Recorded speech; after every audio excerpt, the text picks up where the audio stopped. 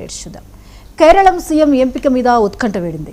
వీడి సతీశన్ను ముఖ్యమంత్రిగా నియమిస్తున్నట్లు కాంగ్రెస్ ప్రకటించింది. ఆయనతో పాటు కేసీ వేణుగోపాల్, చెన్నితల కూడా రేసులో నిలవగా సతీశన్ వైపే పార్టీ అధిష్టానం మొగ్గు చూపింది. ప్రభుత్వాన్ని ఏర్పాటు చేసేందుకు ఆహ్వానించాలంటూ కాంగ్రెస్ నేతృత్వంలోని యూడీఎఫ్ ఇప్పటికే గవర్నర్ను కోరింది. దీంతో త్వరలోనే సతీశన్ సీఎంగా బాధ్యతలు చేపట్టనున్నారు.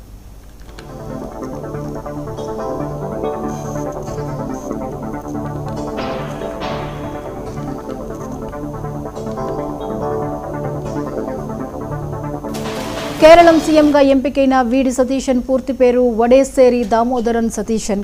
కొచ్చి సమీపంలోని నెట్టూరులో 1964 మే 31న జన్మించారు. న్యాయ విద్యను అభ్యసించిన సతీశన్ 10 ఏళ్లు కేరళం హైకోర్టులో లాయర్గా పనిచేశారు.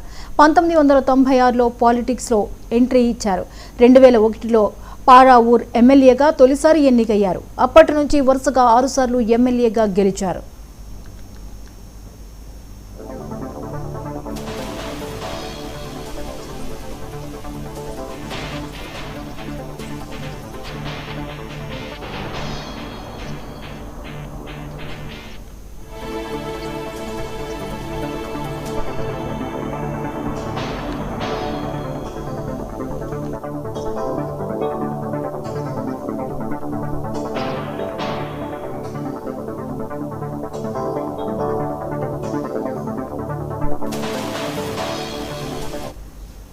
అంశంపై మరిన్ని వివరాలను ఢిల్లీ బ్యూరో చీఫ్ నవీన్ అందిస్తారు.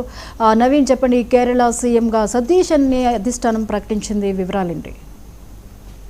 జ్యోతి, కొద్దిసేపటి క్రితమే కేరళ ముఖ్యమంత్రిగా ఏఐసీసీ కూడా ప్రకటన కూడా చేయడం జరిగింది. ముఖ్యంగా కాంగ్రెస్ పార్టీలో చాలా సీనియర్ గా ఉన్నటువంటి ఆ నేత, దాదాపు 5 సార్లు ఆ ఎమ్మెల్యే గెలిచినటువంటి వ్యక్తి, గతంలోనే ప్రతిపక్ష నేతగా ఉన్నటువంటి ఆ సతీశన్ ను వచ్చేపటి క్రితమే ఏఐసీసీ కూడా ప్రకటన చేస్తూ తాను ముఖ్యమంత్రిగా ఉంటారని చెప్పేసి కూడా ఒక ప్రకటన కూడా విడుదల కూడా చేసినటువంటి పరిస్థితి. అయితే మొదటిగా మాత్రం ఎన్ఎస్సీఐ ద్వారా విద్యార్థి రాజకీయ నాయకత్వం కూడా వహించారు. ముఖ్యంగా మొదటిసారి పారావూర్ నియోజకవర్గం నుంచి అసెంబ్లీకి కూడా ఎన్నికైనటువంటి పరిస్థితి నెలకొంది. దాని తర్వాత 2001 నుంచి 2006, 2011, 2016, 2021 అంటే వరుసగా 5 సార్లు కూడా గెలుపొందుకుని వచ్చినటువంటి వ్యక్తి. అంటే కాంగ్రెస్ పార్టీ పూర్తి స్థాయిలో అతని వైపే మొగ్గు చూపినటువంటి పరిస్థితి నెలకొంది. అయితే ముఖ్యమంత్రి రేస్ కోసం దాదాపు 3 కూడా పోటీ చేస్తున్నటువంటి పరిస్థితి నెలకొంది. ముఖ్యంగా రమేష్ చెన్నితలతో పాటు కేసీ వేణుగోపాల్, సతీశన్ అయితే 3 పేర్లను కూడా పరిశీలించారు. అంటే దాదాపు వారం రోజుల నుంచి కూడా ఈ పేర్లని పరిశీలించిన తర్వాతనే ఈ రోజు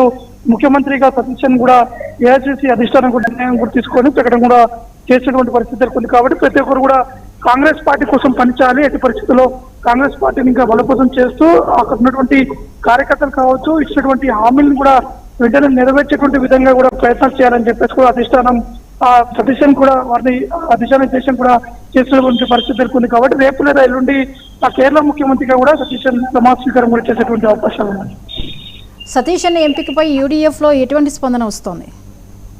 ఇప్పటికే సతీశన్ సంబంధించినటువంటి అంశాలపై కూడా దాదాపు వారం రోజుల నుంచి అధిష్టానం కూడా పరిశీలించింది. అక్కడ ఉన్నటువంటి వారితో కూడా పూర్తి స్థాయి యూడీఎఫ్ లో ఉన్నటువంటి ముఖ్య నేతలతో కూడా చర్చించిన తర్వాతనే ఈ యొక్క డిసిషన్ కూడా తీసుకోవడం జరిగింది. అంటే నిన్న కూడా మల్లికార్జున ఖర్గే నివాసంలో దాదాపు 4 గంటల సమావేశం కూడా జరిగింది. ఈ ముఖ్యమంత్రి ఎంపిక సంబంధించినటువంటి విషయంపై ఒకవైపు కేసీ వేణుగోపాల్ కూడా తనకి ముఖ్యమంత్రి పదవి ఇవ్వాలి, అంటే అవసరమైతే 2.5 ఏళ్ల పాటు ఆ కేసీ వేణుగోపాల్ కి 2.5 ఏళ్ల పాటు ఆ సతీశన్ కూడా ఇవ్వాలని చెప్పేసి కూడా కాంగ్రెస్ పార్టీలో ఉన్నటువంటి కొంతమంది ఎమ్మెల్యేలు కూడా కోరినటువంటి పరిస్థితులు నెలకొన్నాయి. కానీ కాంగ్రెస్ పార్టీ అధిష్టానం అక్కడ ఉన్నటువంటి తాజా పరిస్థితులు, కాంగ్రెస్ పార్టీకి ఎవరు హార్డ్ కోర్ గా పనిచేస్తారు, అక్కడ ఉన్నటువంటి కార్యకర్తలతో ఎవరు కలిసిమెలిసి ఉన్నారు, అయితే సతీశన్ కు ఉన్నటువంటి అనుభవం, ఇవన్నీ కూడా చూసిన తర్వాతనే అధిష్టానం ఈ నిర్ణయం కూడా తీసుకోవడం జరిగింది. Right, thank you Naveen.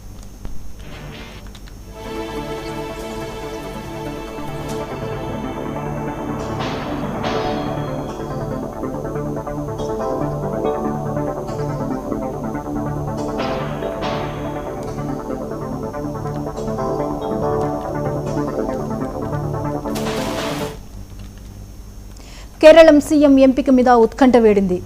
సతీశన్ను ముఖ్యమంత్రిగా నియమిస్తున్నట్లు కాంగ్రెస్ ప్రకటించింది.